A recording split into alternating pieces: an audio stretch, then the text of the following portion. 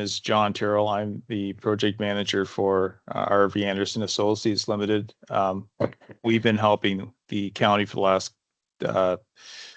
few years on this class environmental assessment study to expand the treatment.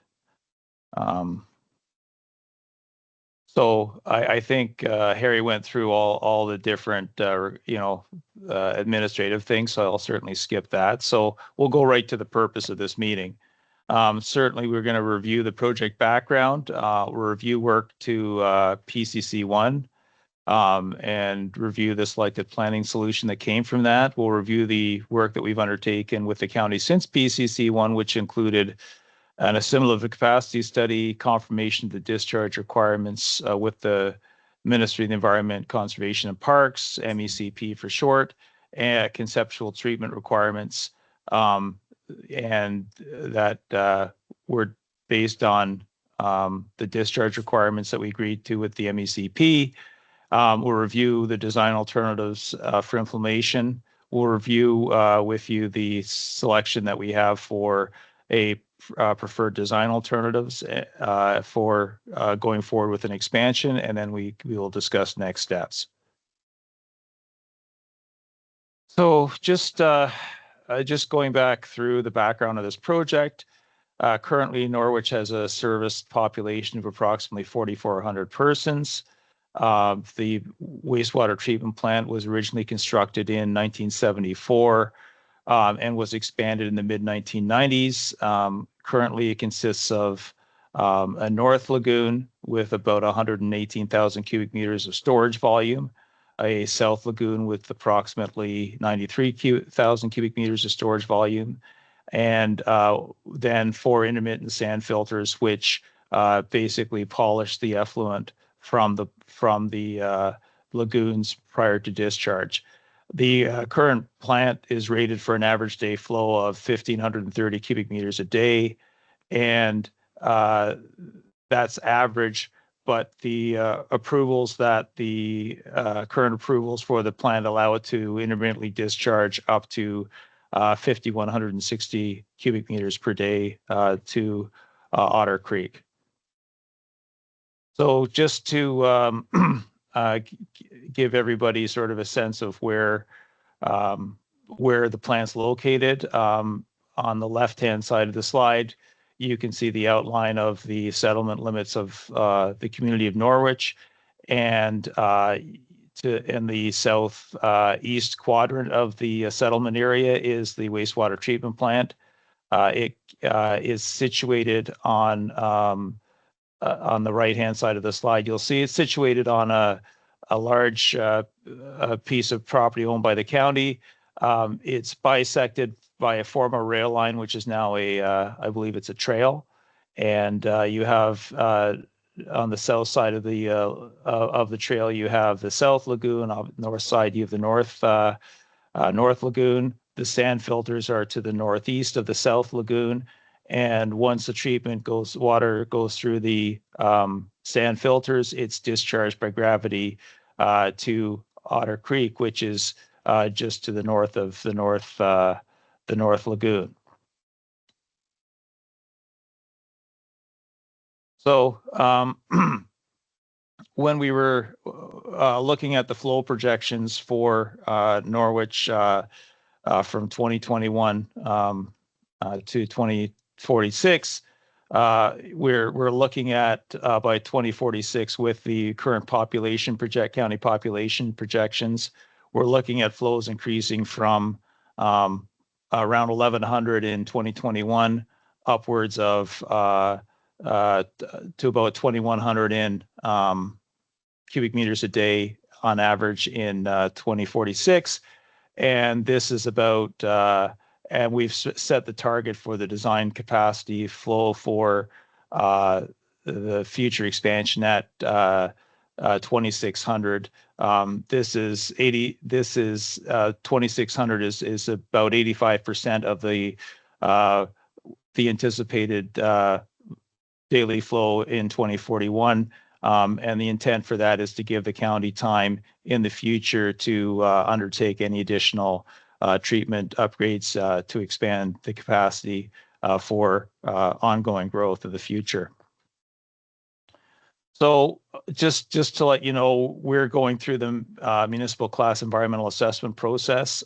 This is a process that's mandated by the province. It's designed for municipal type projects where projects are very similar. Lots of municipalities expand wastewater plants or increase wastewater pumping stations or build new water treatment facilities. So what the province has done is come up with a standardized methodology for doing it. So for a Schedule C project, there are 5 phases. The last phase is implementation, but basically what we have to do is go through all 4 phases to get to the point where the municipality, in this case the county, can implement the project. So we started in 2021. We had our first PCC number 1 in June of 2022, where we developed alternative solutions, which we'll talk about. And then from there, we agreed on an alternate solution for the county, and then we determined that this is a Schedule C project, and as such, it's required to go through phases 3 and 4 of the process. So, and as of today, we're doing PCC 2, which is to present the recommended alternative, the recommended design after reviewing alternatives to the public. And then following this, in phase 4, the study will be documented and put out to the public for a final review. So just to go through phases 1 and 2, phase 1 was the problem and opportunity statement that was developed for this project to address, and it was the statement for this project was to comprehensively develop, evaluate, and select a preferred long-term wastewater servicing solution and wastewater treatment plant design alternative to service future projected population and employment growth to 2046 in the community of Norwich. And then in phase 2, we looked at high-level alternative solutions to addressing this. The 3 alternatives we looked at was there's a number. The first one is called Do Nothing. It's a standard review that you do with municipal class environmental assessments, where you say, if we don't do anything, it may not solve the problem, but is that the best solution? The second one, the alternative solution 2, was to build a new mechanical wastewater treatment plant on the existing site and repurpose the existing lagoons. And the third was to optimize, upgrade, or expand the existing lagoon-based system to treat projected future flows. And if you were at PCC 1, or you can access it through Speak Up Oxford, alternative solution 3, optimize, upgrade, and or expand the existing lagoon-based system, was what was selected. So between then the PCC 2 in 2022 and now 2024, we've been undertaking phase 3 of the MCEA process, the class environmental assessment process, which is to review alternative design concepts for the preferred solution. So in order to do that, the county had to develop terms of reference for what's called an assimilative capacity study with the Ministry of the Environment, Conservation and Parks. And basically what this study is since we are increasing the flows from the plant in the future, we have to analyze what the impacts are in the receiving body of water, which is Otter Creek, which flows for several kilometers into Big Otter Creek. And we had to do a bunch of water sampling testing and environmental modeling to determine what the impacts would be of this increased discharge. And and we did that based on an understanding that of a future flow, as we said, of 2,600 cubic meters today. And then based on what the assimilative capacity study found, we were able to determine what levels of treatment would be required at a plant operating at 2,600 cubic meters a day to satisfy the discharge targets for the wastewater treatment plant that were developed and presented to the MECP with the assimilative capacity study. And essentially, they were confirmed with the MECP in 2024. We also, aside from the effluent targets, we also established the rate of discharge from the plant over once it's expanded. And then once that was settled, then we developed design alternatives for the expansion, and we've reviewed them with the county, and the county has made a preliminary selection as to what those would be. So just going to the assimilative capacity findings, we analyzed the water was analyzed based on historic data from the wastewater treatment plant. The wastewater treatment quality had to meet the criteria established by the ACS for the stream. As we noted, one of the key drivers is when we're looking at discharging to a creek, we have to look at sort of the worst case scenario, which is typically a 20-year low flow value, which can be as low as 23 liters per second in the stream in July in a worst case scenarios. So the county did consider various methods to achieve it. The ACS calculated a minimum dilution rate for each month of the year at the 20-year flow to achieve a minimum dilution factor that was acceptable to the ministry. And this was to be done through a combination of treating the effluent, but also storing the treated wastewater in the existing lagoon and establishing some additional storage so that when the flows were not as low as they are typically in the warm months in the middle of the summer, say in the fall or the spring and the winter, more flows could be discharged from the plant, and that takes care, and that's something that you can do with the lagoon because you have a lot of volume to deal with to have there. So just to give you an idea, there are a lot of numbers here, but these were the discharge limits that were set, that were agreed to with the Ministry of the Environment. So you can see that on a daily basis in July, the plant when it's expanded to 2,600 cubic meters a day could only discharge about 209 cubic meters a day. So and it's similarly low from June through October into November. Once from December we get to 2,700, and then in April we can discharge up to 7,000 cubic meters a day. So essentially what that does is that allows the volume to be discharged to Otter Creek when Otter Creek it has higher flows, and the whatever's living in there is not as sensitive to issues that it would be when there's not much water in it. And similarly, that was a discharge limits. Then these are the treatment limits. I mean, there's a lot of chemistry going on here, but essentially what we agreed to with the Ministry of the Environment would be what the discharge limits would be for total phosphorus and ammonia, which are both nutrients that can cause issues for living things in the water. Fecal coliform is obviously a health issue, so it's diluted to a point where it's within the background of the stream. The suspended solids, that's essentially what the solids that come out, but they're going to mostly be settled in the lagoons before it goes out. Dissolved oxygen is the amount of oxygen in the water, so there are minimums that have been set that the discharge will have to meet.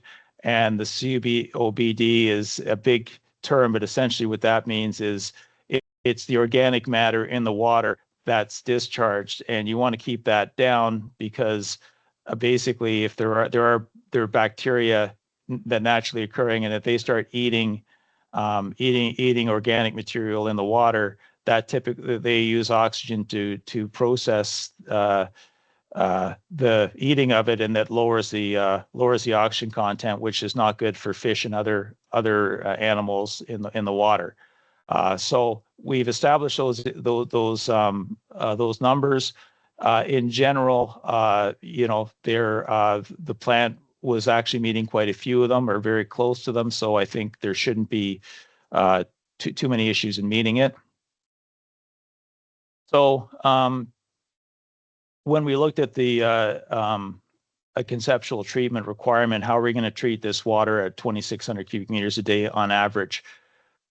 So we had to take a few things into account. We noted that we're allowed to get up to 6,900 cubic meters a day out of the plant in the month of April. But based on historical records and projections forward, we're looking at possibly a peak daily flow coming into the plant of 1,066 cubic meters a day. Also note too that on average, the target for the treatment is 2,600. So, the peak day is not something that, it's called a peak day because it only occurs, say, once a year or once every several years. Then we also obviously have to make sure that whatever's we're sending out is treated to the effluent limits that were established by the with the Ministry of the Environment, and then also we have to consider how we're going to store the effluent flows, because as I mentioned, there are going to be some times in the summer where if we're getting 2,600 cubic meters in a day, in June we're only able to put out 200 and something. So there's a net storage that's going to be required over these periods. So essentially what we're showing you here is sort of the treatment system that we came up with in general. So basically, waters, the effluent there's a main pumping station in Norwich. The sewage gets pumped in from the pumping station to the South Lagoon. In the South Lagoon, it essentially treats the solid material, takes it out, and also the biological matter. And then the next stage in the process would be removal of ammonia from the water. And by the time we do that, we probably need an interim pumping station to pump it to a tertiary filtration system, which takes the phosphorus out of the water. And then before it leaves the plant, it will go through ultraviolet disinfection, which will take the E. coli out. Now, if we're in a position where water can come in and go out, that's sort of how it will go. One issue as we have is that we will have to store flows for some parts of the year. So what we've done is we've calculated a system where we would take, if we have to store it, we would store it in the North Lagoon. And then there is also, with the existing property that the county has within its property, there may be a requirement for temporary storage of some of the flows within a new lagoon area that would be established. And then when the county is allowed to discharge water into Otter Creek, when the discharge amount is greater than what's coming in, we'll pump it back in, and it can go directly to the UV system, or they may have to go through intermediate steps depending on how long it's been sitting in the plant, where we might recycle it through the ammonia system or the tertiary system. So it's a little bit complex, but it's still based on using the lagoons, using the inherent storage capacity and the flexibility with the property that the municipality has. So when we're looking at technology alternatives, basically the only one that varied significantly. Like, for example, to treat solids, we just need to settle the solids out of the water, and that can be done in the South Lagoon. To treat the organic matter, all we need to do is provide aeration or air to the water. So we put aeration system that provides bubbles in the water, and that provides the oxygen so that the bacteria can eat in the lagoon, can eat away at the organic matter. The tertiary filtration is pretty straightforward. It's a fine filter that takes out particles that have the total phosphorus associated with it.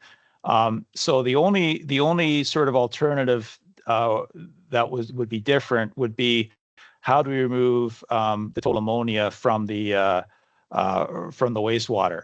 So we looked at three alternative design concepts for the treatment, and we say total ammonia. We call it TAN for short. Just it makes speaking it a lot easier. So we looked at three types of systems: a fixed film attached growth system, a moving bed bioreactor, MBBR, and a submerged attached growth reactor, which we call SAGR. So there won't be a test at the end, and we have a couple of slides showing you what these look like, so that we're not sort of devolving into too much technical speak here.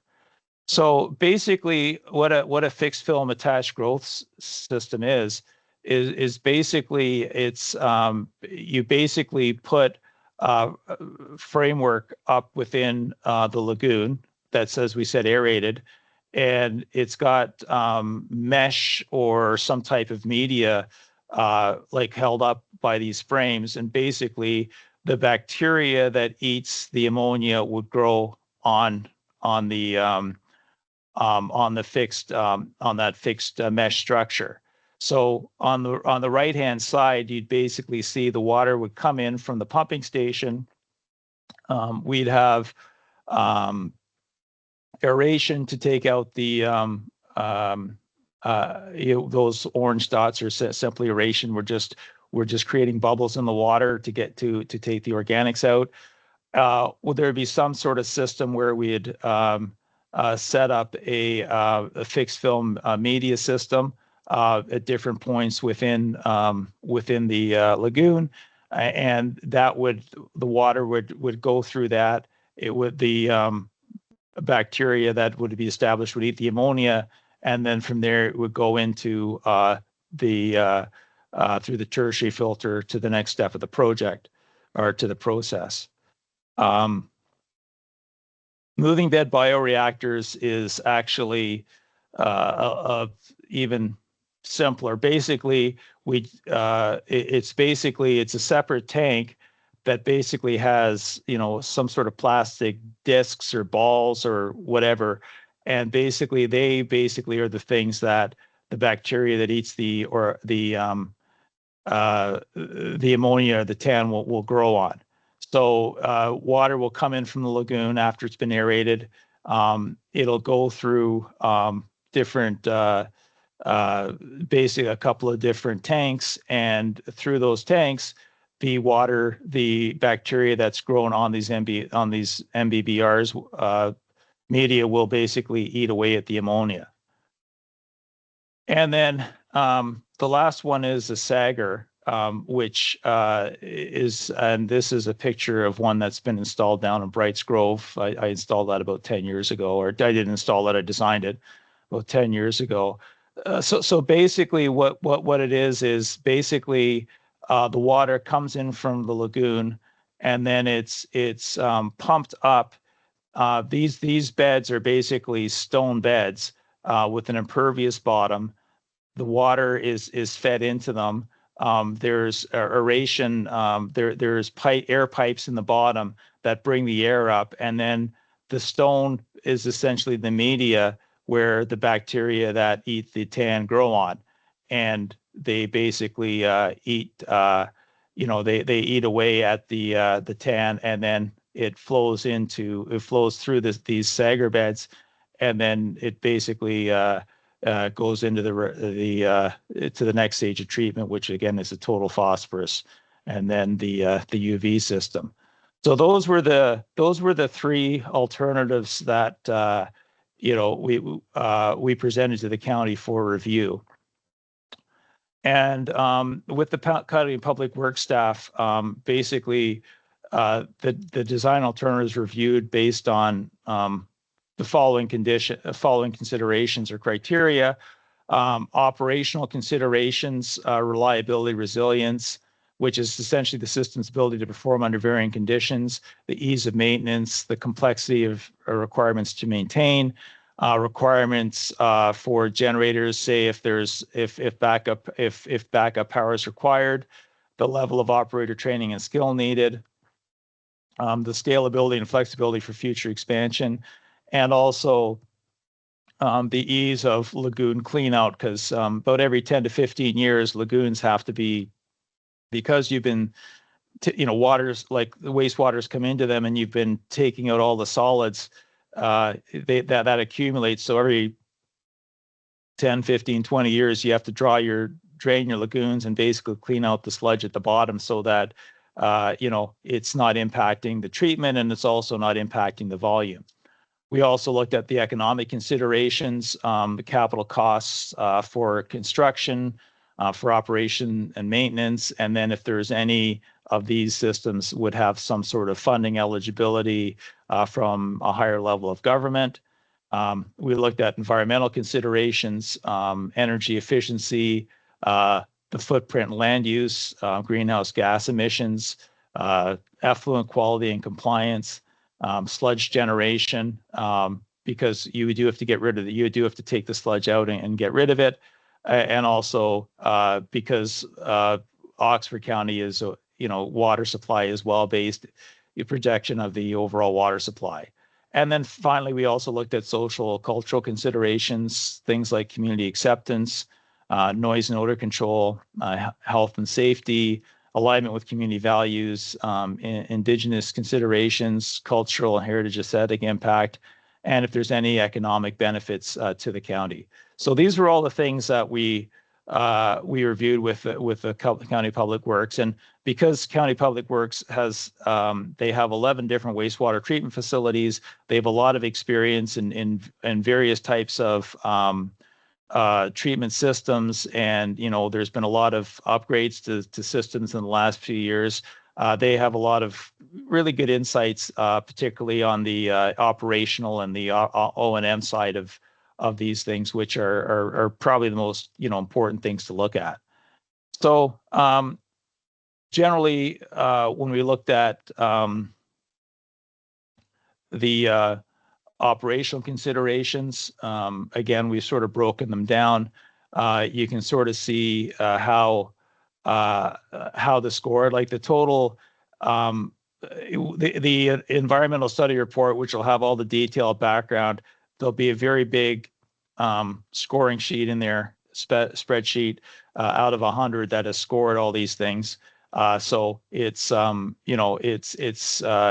if you want more details can be provided. But as you can see from the relative scores, compared to the maximum scores for the different components on the operational side, you can sort of see, which of this, where the systems ranked in general. And then just to talk about the costing, because costing is just one component, but again, sometimes everybody likes to look at, when you buy something, you always look at the price tag. So, we're looking at costing, just the capital cost to implement these three options.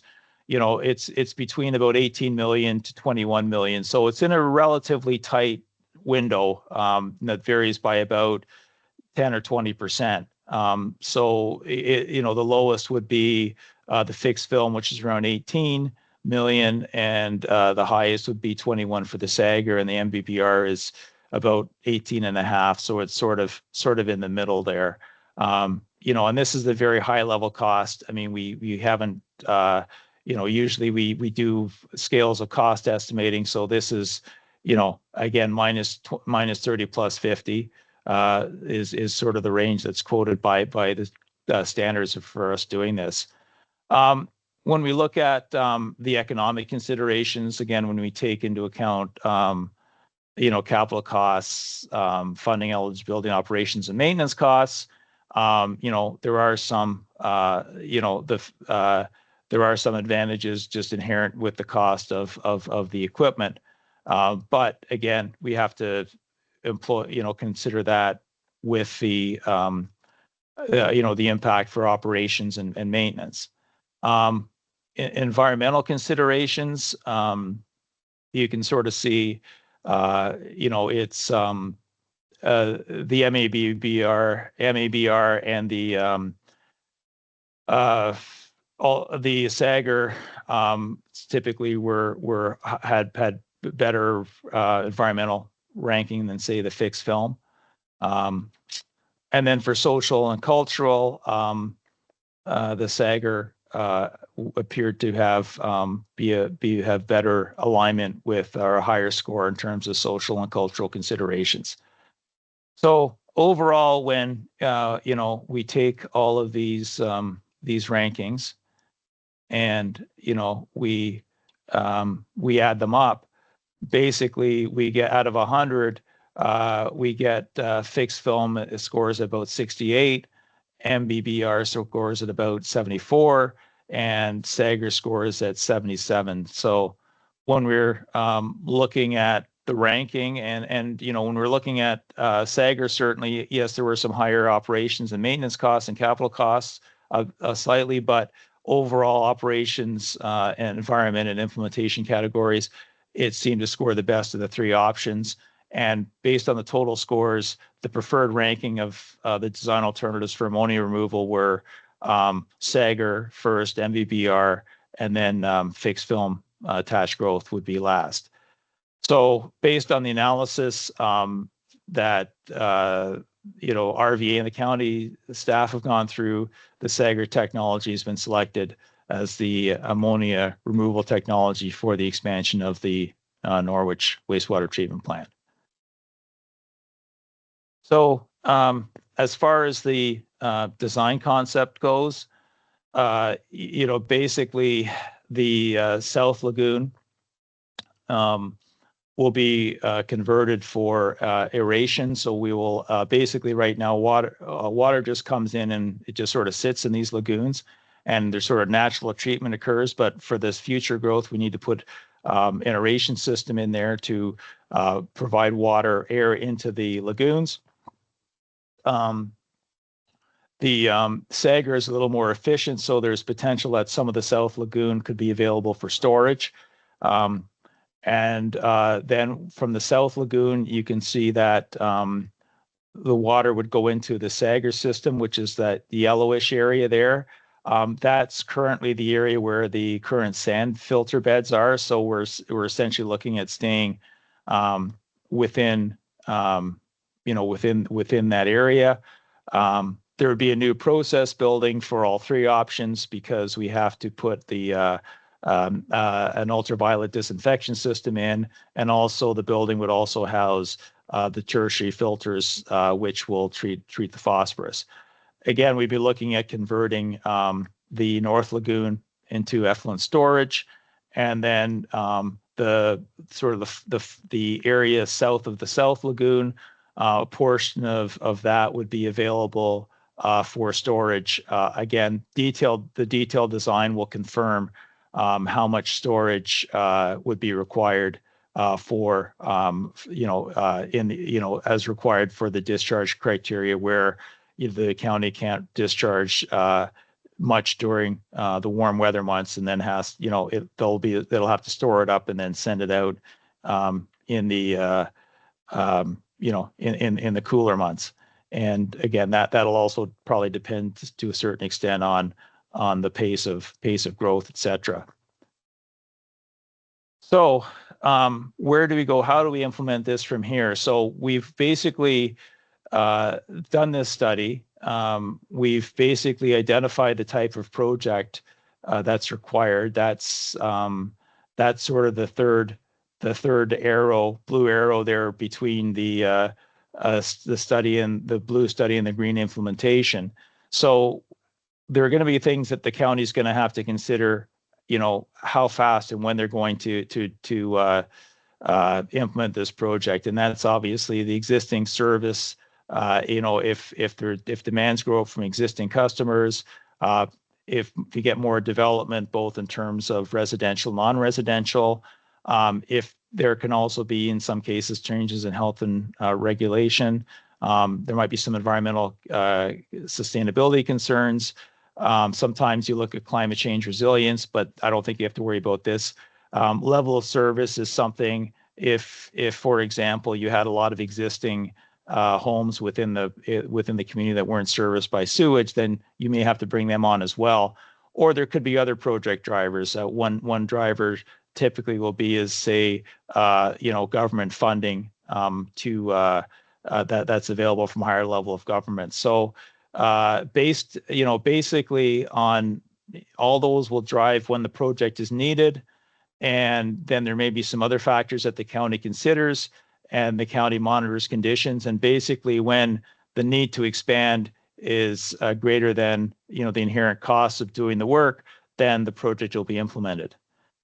So this is the plan. The environmental assessment is good for a 10-year period. And then it simply needs to be reviewed and renewed every 10 years. But I would suspect, the county will have to make a decision at some point as to when to implement this. So as far as how we're going to, following this meeting in this Class EA, we are going to review any feedback. We did send, for anybody who had contacted, who we had contacted as part of our standardized list, or who, through the previous couple of years has said, hey, I want to be in touch. We let them know about this meeting. We asked them for any comments. I mean, we told them to, if they weren't able to come to this meeting, they can certainly, go on to the Speak Up Oxford website and listen to me drone on for 45 minutes or so. But also we'll also have the slide deck up there so people can get the information that they need. So certainly, if we get any, we will hopefully get feedback in the next couple of weeks from anybody who's participating today and anybody else. And then the county will confirm, finalize their confirmation, the design alternative, and then a environmental study report will be prepared and filed. Given that we're within a couple of weeks of Christmas, New Year holidays, I would expect that to be sometime in January. Under the class environmental assessment process, there's a requirement to put the study report on file for 30 days. So, and during that time, if anybody has any comments, we'll review the comments and help the county address them. And then, at that point, the county can then finalize and go forward with whenever they want to implement this plan, provided under Section 16 of the Environmental Assessment Act. There's no orders filed to, because of impacts on Aboriginal or treaty rights, which we don't anticipate here, basically because we're working within the existing system and we're addressing environmental concerns. And then, as I said, the county can implement the project. So that's a presentation I have. Harry, is there anything I skipped or anything you'd like to talk to or implement or reinforce? No, not for me. I think you got it all there in the slides. So I guess if we have any questions or whatnot, we can answer them at this point. At this point, it doesn't. We do have any.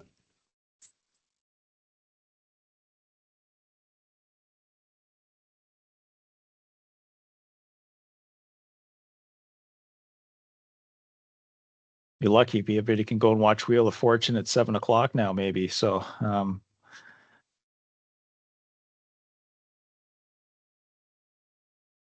so if there are any questions, I mean, certainly we'd appreciate hearing from you. We've put December 20th there.